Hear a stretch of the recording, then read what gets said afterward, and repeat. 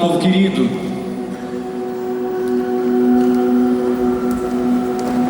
hoje o Senhor nos trouxe aqui na FENARRECO para cumprir uma promessa, para cumprir um tempo de graça novo, um tempo profético, cheio de esperança, cheio de amor para minha e para a tua vida, para a nossa vida. Nós estamos vivendo um verdadeiro Kairos. O verdadeiro Kairos é o tempo da graça de Deus. E, como eu disse antes, não tem como não passar um filme na cabeça, a emoção toma conta. Mas, meu irmão, minha irmã, nós estamos vivendo avivamento brusque. Profecia do avivamento aqui em Brusque. O Espírito Santo quer reacender em nós o fogo da fé, curar o coração que está ferido, libertar o que está preso e renovar em cada coração, meu e seu, a santidade. Mas, meu irmão, minha irmã, o verdadeiro avivamento, ele não acontece fora. O verdadeiro avivamento, ele começa dentro do coração. Meu irmão, minha irmã, como diria o Padre Léo, nada muda fora de nós sem antes mudar dentro. Nada muda, nada muda fora de nós sem antes mudar dentro. É luta. E o primeiro ponto da celebração de hoje eu quero dizer para você que viver avivamento é viver nesse tempo de luta interior, porque fora de nós temos muitos sinais de desesperança, sinais de medo, sinais de morte, sinais de que tudo parece que vai dar errado. Mas quando a gente para com coragem e olha para o Senhor e tem coragem de parar de olhar só para o nosso problema e começa a olhar para o Senhor, uma força nos invade, uma força nos envolve, parece que nós somos abraçados, nós somos envolvidos e tudo ganha um novo sentido e um novo significado. Eu tenho que partilhar com vocês, e essa luta que começa desde o começo e vai se espalhando.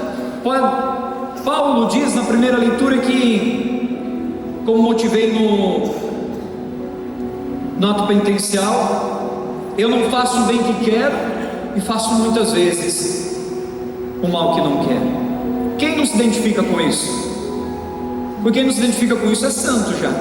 E eu quero pedir sua bênção se você já é santo.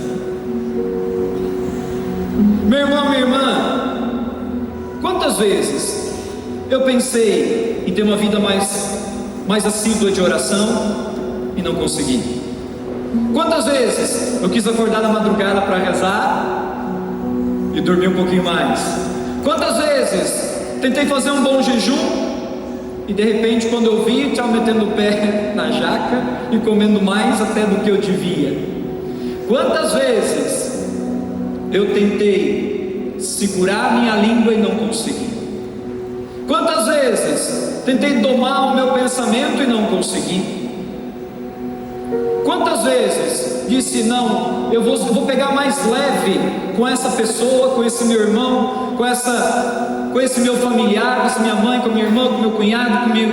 Quantas vezes eu vou pegar mais leve você com seu genro, com sua nora, com seu sogro, e de repente, quando você viu, já estava metendo os pés pelas mãos de novo? Quantas vezes você disse, eu não vou mais gastar tanto, e de repente já estourou o limite do cartão? Quantas vezes consegue entender que a lei, o qual Paulo está dizendo, essa lei do pecado que muitas vezes vem dentro de nós, ela está está incrustada no nosso dia a dia, querendo nos levar toda vez para baixo, fazendo que a gente desanime. E a gente acha que a grande luta interior que a gente tem é realmente, quando a gente fala de pecado, a gente fala de pecados grandes, que escandalizam: o pecado do adultério, o pecado da traição, o pecado de um assassinato, o pecado de uma morte, e a gente acha que são só esses pecados que nos levam para longe de Deus.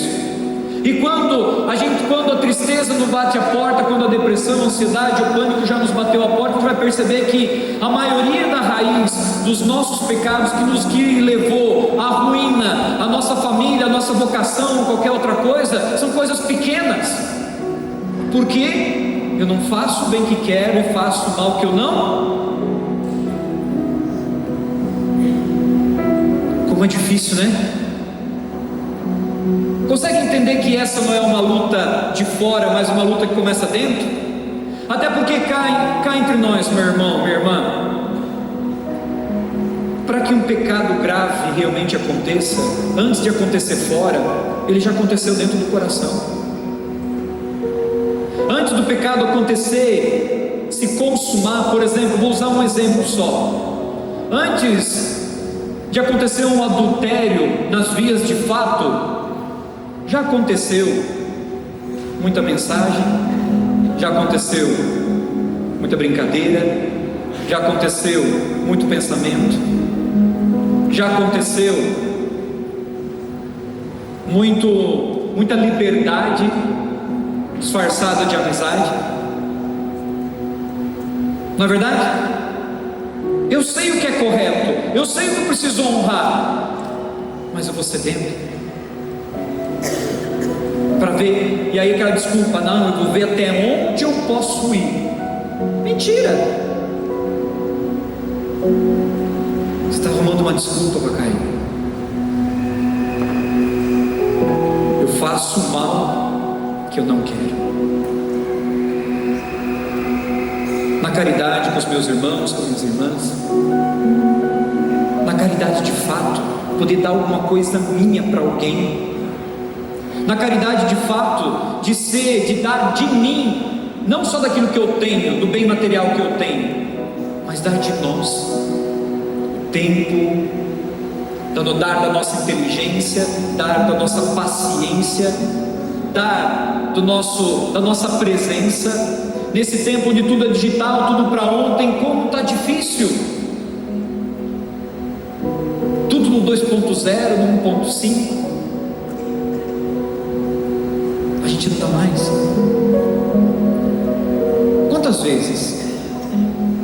Quantas vezes já vamos para o confessionário, ou quando temos coragem de ir, e já repetimos tantas vezes os mesmos pecados, as mesmas coisas, as mesmas situações, porque nós estamos lutando fora com aquilo que primeiro a gente precisa vencer dentro. E aí eu preciso dizer e perguntar: onde está teu coração? Quem é Senhor do teu coração? Quem é Senhor da tua alma? Qual é a lei que te rege? Porque para vencer essa lei de pecado que tem nos regido, existe uma lei, a lei do Senhor, não uma lei moralista, aquele Senhor que diz: eu não quero o sacrifício, mas eu quero a misericórdia. Aquele Deus que olha para a minha miséria, Ele olha para a sua e diz assim: olha, meu irmão, minha irmã, tem jeito, pode ser diferente, mas para ter jeito e para ser diferente, você tem que viver aquilo que eu lhe suscito ao coração. E aí, essa lei, ela vem ministrada, orquestrada dentro de nós a partir do Espírito Santo. O Espírito Santo que nos renova, o Espírito Santo que nos transforma, o Espírito Santo que nos preenche, o Espírito Santo que vem e nos toma por inteiro. E esse fogo abrasador que queima as impurezas do nosso pecado, que nos revela na consciência onde nós podemos cair e vencer. Mas cá entre nós, o maior vilão não é aquele que está fora, o maior vilão sou bate teu peito e diz assim: o maior vilão sou, o maior vilão sou eu, o maior vilão sou eu. Por quê? Eu insisto em fazer o mal, que eu até digo não querer. Eu não pergunto mais para Deus o que Ele quer. Aí as coisas, quando estão mal, eu corro para os braços e para os pés do Senhor. Quando estão boa, tudo bem, vamos indo, vamos levando. E de repente, mais uma vez, faço o mal que não quero, diante do bem que eu desejo. Mas meu irmão, minha irmã, então padre, vai ser sempre assim? Não. Se você clamar o Espírito Santo, se você pedir realmente a graça do Espírito Santo, Ele vem em socorro à minha fraqueza, à sua fraqueza. Ele vem em socorro à minha e à sua necessidade. Ele vem em socorro à minha e à sua miséria, e nos leva para o íntimo do seu coração, do coração de Cristo que foi rasgado, e que desse coração rasgado saiu sangue, saiu água para nos lavar de toda a miséria, de toda a dor e de todo o pecado. Talvez erradamente você pode pensar: meu Deus, mas padre, foi tão grave, tão séria a situação que aconteceu, que eu não sei se tem jeito, não sei se Deus vai perdoar, não sei se Deus vai fazer. Anta. Tem uma parte na celebração que é muito discreta, mas que é muito bonita, que é na hora do ofertório, quando o padre chega, a coroinha vem com a galheta do vinho e vem com a galheta da água, e de repente o padre coloca todo o vinho dentro do cálice e só uma gotinha de água. Meu irmão, minha irmã, pelo mistério dessa água e desse vinho, possamos, ó Pai, participar da divindade do vosso Filho, que se dignou a aceitar a nossa humanidade. É o que o padre reza naquele momento em silêncio. O que significa isso? Todo o cálice, o vinho, se transformará em sangue do Senhor. O sangue que nos lavou, o sangue que nos purifica, o sangue que foi doado, para dizer para mim e para você que o nosso pecado, o pecado da humanidade inteira, não se compara a uma gota do sangue do Senhor. E essa gota que somos você e eu, mergulhada no sangue do Senhor, tem como separar a gota do vinho depois? Tem como separar a gota minha e sua da misericórdia do Senhor depois? Não tem. Mas é preciso ir para o encontro do Senhor, e você e eu temos a coragem de sermos essa gota no oceano da misericórdia do Senhor. Mas você pode dizer: padre, isso é só uma gota. Aí a Madre Teresa de Calcutá vai dizer para mim e para você: pois é, isso é só uma gotinha, mas sem essa gota o oceano seria menor. Que ousada ela, né? Você pode até achar: meu Deus, sou tão insignificante, já errei tanto, sou tão pequeno. Mas sem você, o céu seria menor.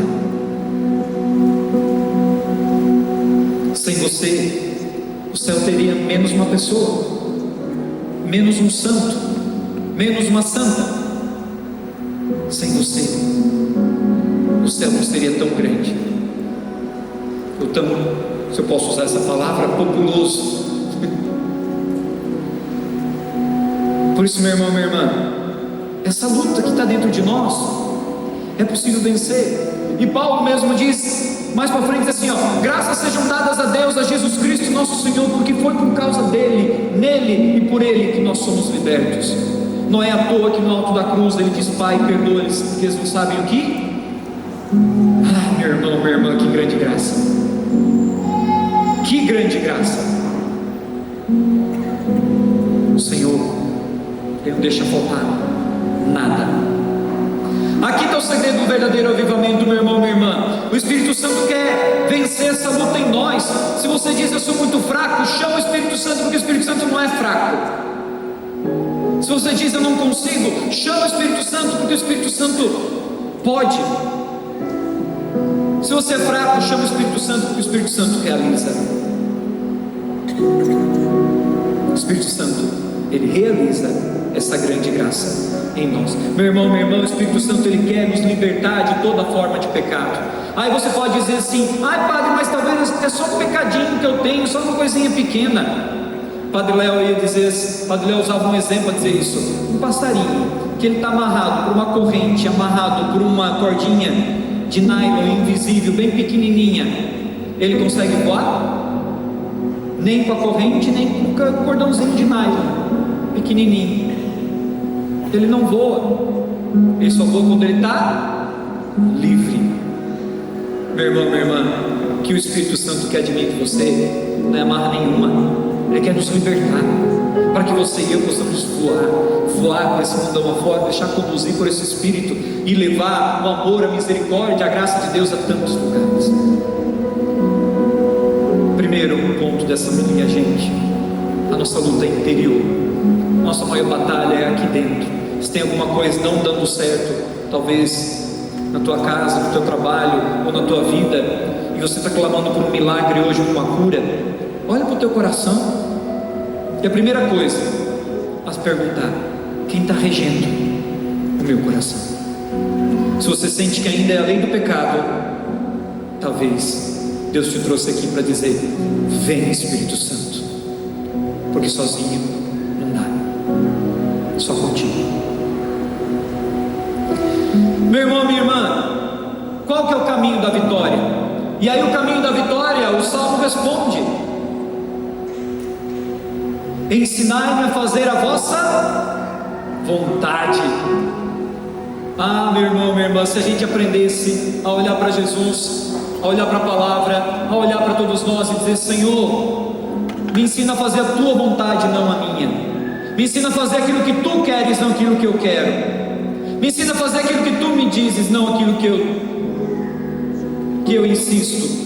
Quantas vezes você sentindo que uma palavra do Senhor, a tua consciência dizendo que era para fazer algo, você foi contrário e de repente você deu tudo errado e você cometeu o pior pecado da sua vida?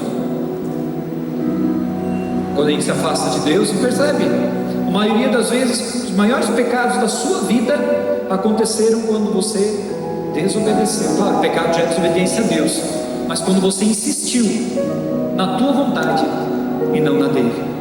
Por isso o segredo é: ensinar-me a fazer a vossa vontade. O salmista, ele compreende que a alegria verdadeira não está em fazer o que nós queremos, mas aprender a querer o que Deus quer para nós. Você já perguntou o que Deus quer para a tua vida? Mas perguntou de verdade? Esperou Ele responder? Porque a gente pergunta e não dá tempo para o Senhor falar. A gente pergunta e sai andando. A gente reza uma Ave Maria e acha que perguntou para o Senhor. Tempo de silêncio, tempo de intimidade, o tempo de estar com Ele.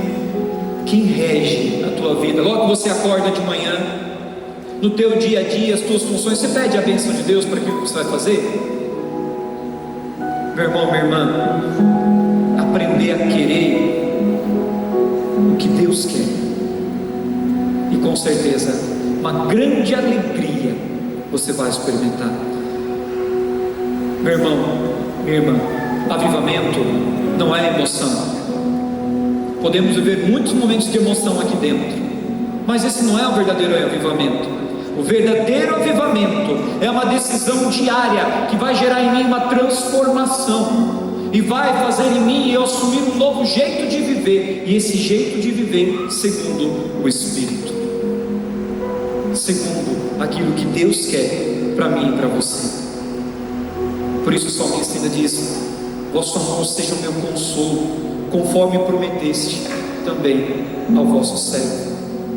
A vontade de Deus, no primeiro momento, pode até parecer um peso, mas não é. A vontade de Deus é remédio que cura a minha e a sua alma.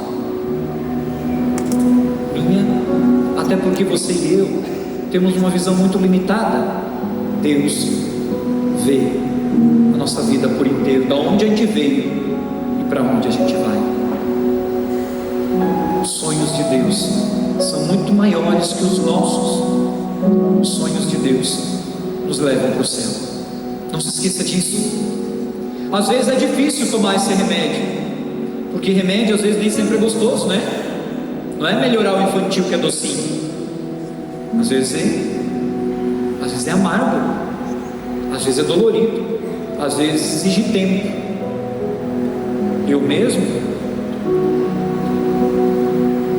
quantos dias de quimioterapia? Tomar remédio não é fácil.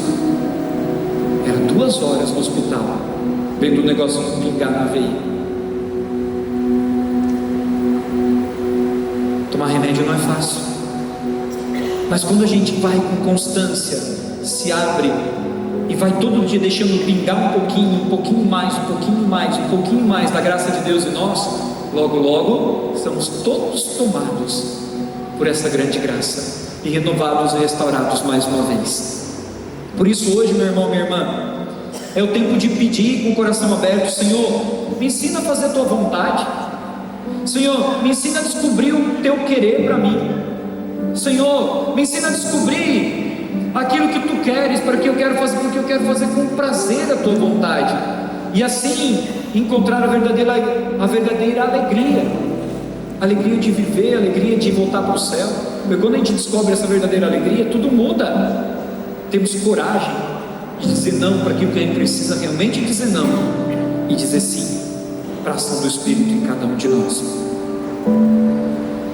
Terceiro ponto, meu irmão, minha irmã, é preciso reconhecer o tempo da graça de Deus, e esse tempo é agora. O Espírito age agora. O Espírito chamou aqui porque Ele quer agir hoje em você, quer agir nesse final de semana.